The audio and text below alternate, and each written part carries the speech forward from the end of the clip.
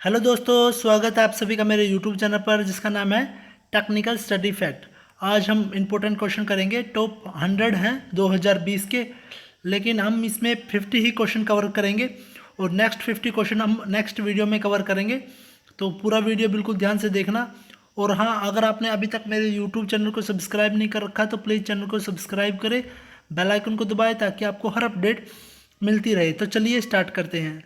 अगर आप इसकी पीडीएफ पाना चाहते हैं तो वीडियो के डिस्क्रिप्शन से पीडीएफ डाउनलोड कर सकते हैं। तो चलिए स्टार्ट करते हैं। हमारा पहला क्वेश्चन है, उत्तर भारत युग में जो विश्वविद्यालय प्रसिद्ध हो गया था उसका नाम बताना है। कांची, तक्षशिला, नालंदा या वल्लभी। तो इसका करेक्ट ऑप्शन है आप सभी के सामने नालंदा। जो नालंदा है वो उत्तर भारत का सबसे गुप्त काल में सबसे प्रसिद्ध विश्वविद्यालय था।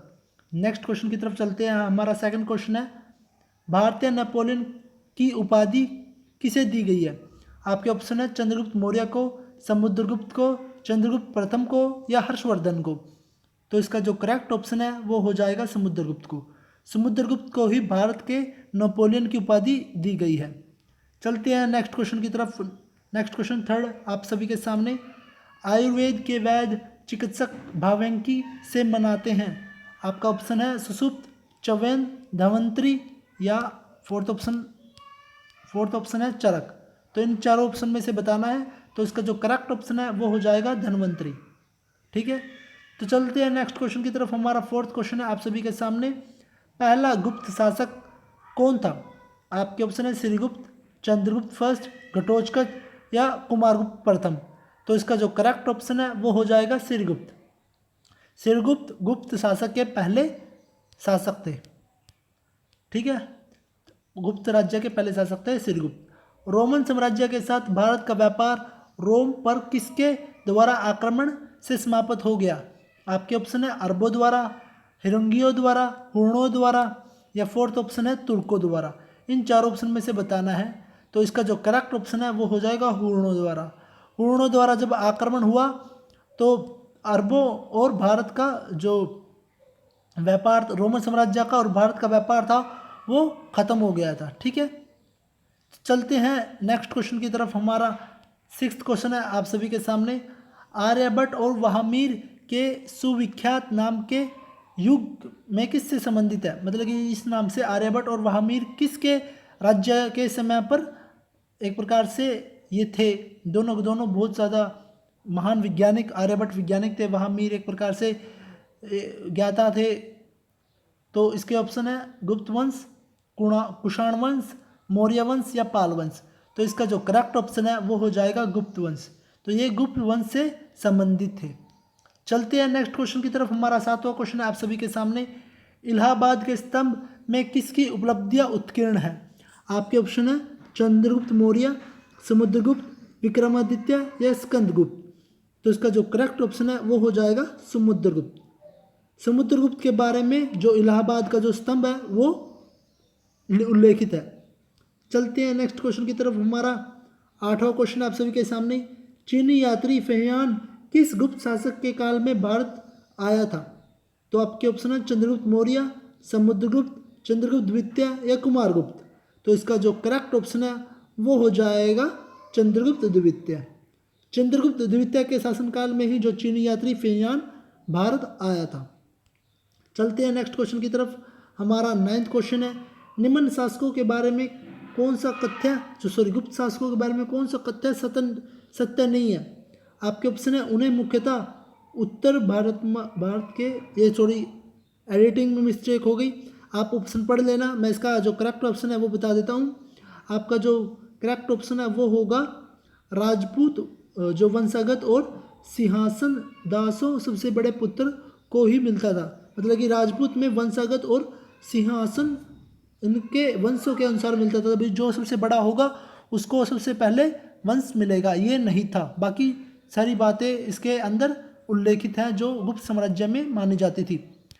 तो चलते हैं नेक्स्ट क्वेश्चन की तरफ। हमारा 10वां क्वेश्चन है आप सभी के सामने, कवि कालिदास किसके राजकवि थे? आपके ऑप्शन है चंद्रगुप्त मौर्य, समुद्रगुप्त, चंद्रगुप्त या कुमारगुप्त। तो इसका जो करेक्ट ऑप्शन है वो हो जाएगा चंद्रगुप्त। जो चंद्रगुप्त द्वितीय थे उनके शासनकाल में मतलब कि कालिदास थे वो कवि थे। तो चलते हैं नेक्स्ट क्वेश्चन की तरफ। हमारा नेक्स्ट क्वेश्चन है 11वां क्वेश्चन, गुप्त युग का प्रवर्तक कौन था? आपके ऑप्शन है घटोत्कच, श्रीगुप्त, चंद्रगुप्त फर्स्ट या समुद्रगुप्त। तो इसका जो करेक्ट आंसर है वो हो जाएगा श्रीगुप्त। श्रीगुप्त ने ही गुप्त साम्राज्य की नींव रखी थी। चलते हैं नेक्स्ट क्वेश्चन की तरफ। हमारा 12वां क्वेश्चन है, गुप्त वंश किसके लिए प्रसिद्ध थे? कला और स्थापत्य, साम्राज्यवाद, राजवंश और भूमि सुधार या कोई नहीं। तो इसका जो करेक्ट आंसर है वो हो जाएगा कला और स्थापत्य। ठीक है, तो चलते हैं नेक्स्ट क्वेश्चन की तरफ। हमारा 13वां क्वेश्चन आप सभी के सामने, गुप्त शासकों की सरकारी भाषा थी, मतलब कि कौन सी उनकी राज्य की भाषा या सरकारी भाषा थी? पाली, प्राकृतिक, हिंदी या संस्कृत। तो इसका जो करेक्ट ऑप्शन है वो हो जाएगा संस्कृत। इनकी जो भाषा थी गुप्त साम्राज्य में बोली जाने वाली भाषा संस्कृत थी। चलते हैं नेक्स्ट क्वेश्चन की तरफ। हमारा 14वां क्वेश्चन है, गुप्त शासन के दौरान निम्नलिखित में से ऐसा व्यक्ति कौन था जो महान खगोल विज्ञानी और गणितज्ञ था? आपके ऑप्शन है भानुगुप्त, वाघभट्ट, आर्यभट्ट या वाहमीर। इसके बारे में तो सभी को पता होगा। इसका जो करेक्ट ऑप्शन है वो हो जाएगा आर्यभट्ट। आर्यभट्ट इन्हीं के शासनकाल में मतलब कि एक महान विज्ञानी और खगोल और गणितज्ञ थे। चलते हैं नेक्स्ट क्वेश्चन की तरफ। हमारा 15वां क्वेश्चन है आप सभी के सामने, गुप्त राजा जिसने विक्रमादित्य की पदवी ग्रहण की वह था?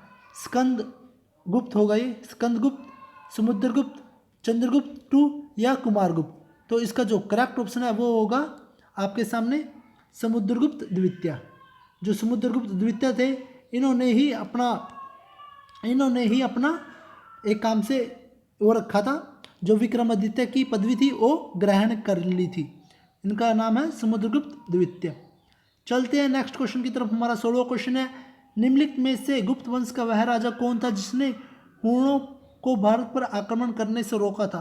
आपके ऑप्शन है स्कंदगुप्त, समुद्रगुप्त, चंद्रगुप्त द्वितीय या कुमारगुप्त। तो इसका जो भी करेक्ट आंसर क्या होगा? समुद्रगुप्त टू। जो समुद्रगुप्त टू थे मतलब द्वितीय थे, इन्होंने ही हुणों को भारत पर आक्रमण करने से रोका था। चलते हैं नेक्स्ट क्वेश्चन की तरफ। हमारा 17वां क्वेश्चन है, गुप्त संवत निम्नलिखित में से किसके द्वारा स्थापित किया गया था? आपके ऑप्शन है चंद्रगुप्त प्रथम, चंद्रगुप्त द्वितीय, समुद्रगुप्त या फोर्थ ऑप्शन है कुमारगुप्त। इन चारों ऑप्शन में से बताना है। तो इसका जो करेक्ट ऑप्शन है वो होगा आप सभी के सामने चंद्रगुप्त द्वितीय। जो चंद्रगुप्त द्वितीय थे इन्होंने ही मतलब कि एक प्रकार से नहीं, इसका जो करेक्ट ऑप्शन है चंद्रगुप्त प्रथम है। चंद्रगुप्त प्रथम के द्वारा ही जो गुप्त संवत था उसकी स्थापना की गई थी। चलते हैं नेक्स्ट क्वेश्चन की तरफ। हमारा 18वां क्वेश्चन है आप सभी के सामने, गुप्त काल में किस धातु के सर्वाधिक सिक्के जारी किए गए थे? आपके ऑप्शन है सोना, चांदी, तांबा या लोहा। तो इसका जो करेक्ट ऑप्शन है वो हो जाएगा सोना। सोने के सिक्के जारी किए थे गुप्त काल में। चलते हैं नेक्स्ट क्वेश्चन की तरफ। हमारा 19वां क्वेश्चन है आप सभी के सामने, चंद्रगुप्त द्वितीय और किस नाम से जाने जाते हैं? आपके ऑप्शन है समुद्रगुप्त, स्कंदगुप्त, विक्रमादित्य या रणगुप्त। तो इसका जो करेक्ट ऑप्शन है वो हो जाएगा विक्रमादित्य। चंद्रगुप्त द्वितीय को विक्रमादित्य के नाम से भी जाना जाता है। चलते हैं नेक्स्ट क्वेश्चन की तरफ। हमारा 20वां क्वेश्चन है आप सभी के सामने, निम्नलिखित में से किसने सिक्के संगीतों के प्रति उसकी प्रेम दर्शाता है? तो आपके ऑप्शन है मौर्यों, नंदों, गुप्तों या चोलों। तो इसका जो करेक्ट ऑप्शन है वो हो जाएगा गुप्तों। जो गुप्त थे उनके प्रति जो संगीत के प्रति प्रेम है उनको दर्शाता है उनके सिक्कों पर। ठीक है, तो चलते हैं नेक्स्ट क्वेश्चन की तरफ। हमारा 21वां क्वेश्चन है, बाणभट्ट निम्नलिखित में से किस सम्राट के राजदरबारी कवि थे? आपके ऑप्शन है विक्रमादित्य, कुमारगुप्त, हर्षवर्धन या कनिष्क। तो आपका जो करेक्ट आंसर है वो हो जाएगा हर्षवर्धन। हर्षवर्धन के राजकवि कौन थे? बाणभट्ट। ये बिल्कुल मोस्ट इंपॉर्टेंट क्वेश्चन है, आ सकता है तो याद रखना। चलते हैं नेक्स्ट क्वेश्चन की तरफ। हमारा 22वां क्वेश्चन है आप सभी के सामने, हर्षवर्धन अपनी धार्मिक सभा कहाँ किया करता था? आपका ऑप्शन है मथुरा, प्रयाग, वाराणसी या फोर्थ ऑप्शन है ताम्रलिप्ति। तो इसका जो करेक्ट ऑप्शन है वो हो जाएगा प्रयाग। ये प्रयाग में अपनी जितनी भी सभाएं थे, जितनी भी मतलब कि धार्मिक सभाएं थी वो प्रयाग में करते थे। कौन? हर्षवर्धन। चलते हैं नेक्स्ट क्वेश्चन की तरफ। हमारा 23वां क्वेश्चन है आप सभी के सामने। एक महान रोमनी नाटक कदम्बरी का लेखक कौन था? आपके ऑप्शन है बाणभट्ट, हर्षवर्धन, भास्करवर्धन या बिंदुसार। तो इसका जो करेक्ट ऑप्शन है वो हो जाएगा बाणभट्ट। बाणभट्ट के द्वारा ही जो कदम्बरी है वो रोमनी नाटक लिखा गया था। चलते हैं नेक्स्ट क्वेश्चन की तरफ। हमारा 24वां क्वेश्चन आप सभी के सामने। निम्नलिखित में से किसने रचना हर्षवर्धन की नहीं की? आपके ऑप्शन है इसमें हर्षवर्धन की नहीं की, ये भी याद रखना। हर्षचरित, रत्नावली, प्रियदर्शिका या नागदत्त। तो इसका जो करेक्ट ऑप्शन है वो हो जाएगा हर्षचरित। हर्षचरित ने हर्षवर्धन की रचना नहीं की है। बाकी नागदत्त, प्रियदर्शिका और रत्नावली की रचना किसने की है? हर्षवर्धन ने ही की है। तो चलते हैं नेक्स्ट क्वेश्चन के पर। हमारा 25वां क्वेश्चन है। हर्ष द्वारा आयोजित कनौज सभा किसके सम्मान में की गई थी? तो आपका ऑप्शन है इस प्रकार, फायान, इतिसंग, हेमसुंग या मैग्नेथीज। तो इसका जो करेक्ट ऑप्शन है वो हो जाएगा हेंगसांग। जो हेंगसांग थे इनके इस सम्मान में जो कनौज में एक प्रकार से कनौज की सभा थी उसको सम्मानित किया गया था। किसने? हर्ष ने करवाया था। चलते हैं नेक्स्ट क्वेश्चन की तरफ। हमारा 26वां क्वेश्चन है आप सभी के सामने। वायुमंडलीय दबाव मापने का जो पैमाना है उसको क्या बोलते हैं? बैरोमीटर, मिलीमीटर, वोल्टामीटर या डेकामीटर। तो इसका जो करेक्ट ऑप्शन है वो हो जाएगा बैरोमीटर। बैरोमीटर से जो वायुमंडल का दबाव है वो मापते हैं। चलते हैं नेक्स्ट क्वेश्चन की तरफ। हमारा 27वां क्वेश्चन है। अमीबा में कुल कितने शैलीय कोशिका होते हैं? तो आपका ऑप्शन है 1, 2, 3, 4। तो इसका जो करेक्ट ऑप्शन है वो हो जाएगा एक इसमें सेल होती है। चलते हैं नेक्स्ट क्वेश्चन की तरफ। हमारा 28वां क्वेश्चन है।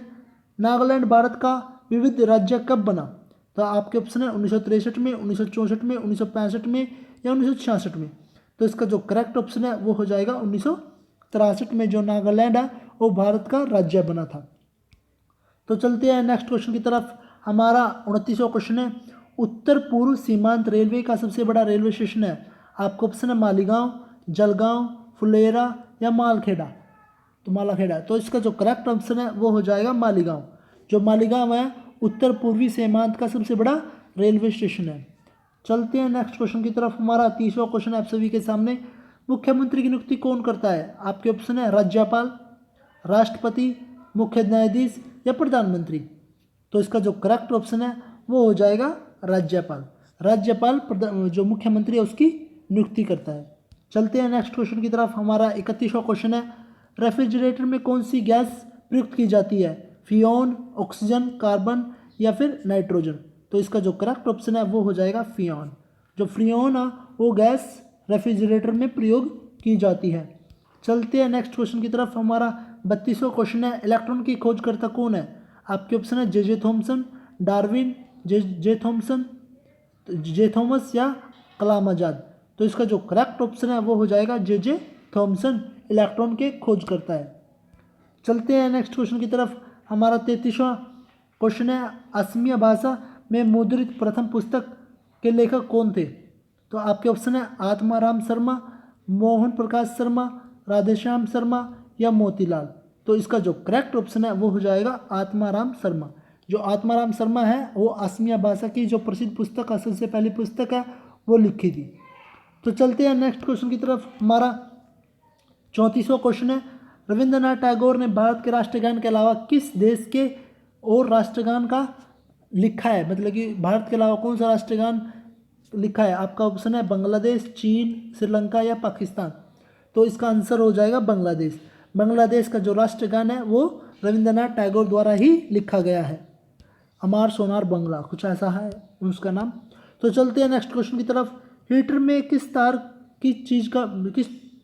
तार है वो किसकी बनी होती है? आपके ऑप्शन है नाइक्रोम, सोने के, चांदी के या तांबे के। तो आपका जो करेक्ट ऑप्शन है वो हो जाएगा नाइक्रोम। जो नाइक्रोम की तार है वो हीटर में प्रयुक्त होती है।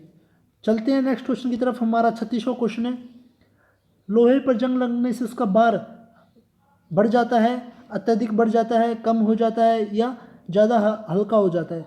तो इसका जो करेक्ट ऑप्शन है वो हो जाता है बढ़ जाता है। इसका ऑप्शन बिल्कुल करेक्ट होगा। चलते हैं नेक्स्ट क्वेश्चन की तरफ। हमारा 37वां क्वेश्चन है। विश्व का सबसे बड़ा द्वीप माउंजली असम में किस जिले में स्थित है? तो आपका ऑप्शन है पातालपुरी, दार्जिलिंग, मुनवरी या शिवसागर। तो इसका जो करेक्ट ऑप्शन है वो हो जाएगा पातालपुरी। जो पातालपुरी है वो असम में है और जो माउंजली द्वीप है जो विश्व का सबसे बड़ा नदी द्वीप है वो कहाँ है? असम में। तो चलते हैं नेक्स्ट क्वेश्चन की तरफ। हमारा 38वां क्वेश्चन है धमनी की चाल में अधिकतम किस में होती है? आपके ऑप्शन स्टील में, लोटे में, जस्ते में या पीतल में। तो इसका जो करेक्ट ऑप्शन है वो हो जाएगा स्टील। स्टील में सबसे ज़्यादा धमनी की मात्रा होती है। तो चलते हैं नेक्स्ट क्वेश्चन की तरफ। हमारा 39वां क्वेश्चन है किसे भविष्य की धातु कहा जाता है? तो आपके ऑप्शन है टाइटेनियम, लीड या मरकरी या प्लेटिनियम। तो इसका जो करेक्ट ऑप्शन है वो हो जाएगा टाइटेनियम। टाइटेनियम को भविष्य की धातु कहा जाता है। तो चलते हैं नेक्स्ट क्वेश्चन की तरफ। हमारा 40वां क्वेश्चन आप सभी के सामने कौन सा तत्व स्वतंत्र अवस्था में पाया जाता है? आपके ऑप्शन है सल्फर, सोडियम, हीलियम या बेरिलियम। तो इसका जो करेक्ट ऑप्शन है वो हो जाएगा सल्फर। सल्फर एक ऐसा तत्व है जो स्वतंत्र पाया जाता है। नेक्स्ट क्वेश्चन पर चलते हैं। हमारा 41वां क्वेश्चन है दिल्ली के सुल्तान रजिया सुल्तान किसकी पुत्री थी? तो आपके ऑप्शन है समद उद दिल इल्तुतमिश, अलाउद्दीन खिलजी, बाबर या मोहम्मद तुगलक। तो इसका जो करेक्ट ऑप्शन है वो हो जाएगा इल्तुतमिश। इल्तुतमिश की जो पुत्री थी वो रजिया सुल्तान थी। चलते हैं नेक्स्ट क्वेश्चन की तरफ। हमारा 42वां क्वेश्चन आप सभी के सामने मंदिरों की पुण्य भूमि भारत में किस राज्य को कहा जाता है? आपके ऑप्शन तमिलनाडु, आंध्र प्रदेश, राजस्थान या उत्तर प्रदेश। तो इसका जो करेक्ट ऑप्शन है वो हो जाएगा तमिलनाडु। तमिलनाडु को मंदिरों की पुण्य भूमि कहा जाता है। तो चलते हैं नेक्स्ट क्वेश्चन की तरफ। हमारा 43वां क्वेश्चन है आप सभी के सामने महाराष्ट्र के प्रथम मुख्यमंत्री कौन थे? तो आपके ऑप्शन है वाई.बी. चौहान, इंदिरा गांधी, सरोजिनी नायडू या ममता बनर्जी। तो इसका जो करेक्ट ऑप्शन है वो हो जाएगा वाई.बी. चौहान। महाराष्ट्र के प्रथम मुख्यमंत्री थे वाई.बी. चौहान। चलते हैं नेक्स्ट क्वेश्चन की तरफ। हमारा 44वां क्वेश्चन है भारत का मैनचेस्टर किसे कहा जाता है? आपके ऑप्शन है अहमदाबाद, सूरत, जयपुर या नागपुर। तो इसका जो करेक्ट ऑप्शन है वो हो जाएगा अहमदाबाद। अहमदाबाद को ही भारत का मैनचेस्टर कहा जाता है। चलते हैं नेक्स्ट क्वेश्चन की तरफ। हमारा 45वां क्वेश्चन है बिहार का शोक किस नदी को कहा जाता है? आपके ऑप्शन है कोसी, माही, रावी या यमुना। तो इसका जो करेक्ट ऑप्शन है वो हो जाएगा कोसी। कोसी नदी को ही बिहार का शोक कहा जाता है क्योंकि अक्सर बिहार की जो ये नदी है कोसी, इसके कारण बिहार में बहुत ज़्यादा बार बाढ़ आती है। हर साल इसमें इसके कारण बाढ़ आ जाती है। तो चलते हैं नेक्स्ट क्वेश्चन की तरफ। हमारा 46वां क्वेश्चन आप सभी के सामने भारतीय फिल्म अभिनेता शत्रुघ्न सिन्हा किस राज्य से संबंधित है? आपके ऑप्शन है बिहार, उत्तर प्रदेश, गुजरात या मध्य प्रदेश। तो इसका जो करेक्ट ऑप्शन है वो हो जाएगा बिहार। जो शत्रुघ्न सिन्हा है वो बिहार से संबंधित है। चलते हैं नेक्स्ट क्वेश्चन की तरफ। हमारा 47वां क्वेश्चन है अलीगढ़ किस उत्पाद के लिए मशहूर है? ऑप्शन है ताले बनाने के लिए, चूड़ी बनाने के लिए, आभूषण बनाने के लिए या कपड़ा बनाने के लिए। तो इसका जो करेक्ट ऑप्शन है वो हो जाएगा ताले बनाने के लिए।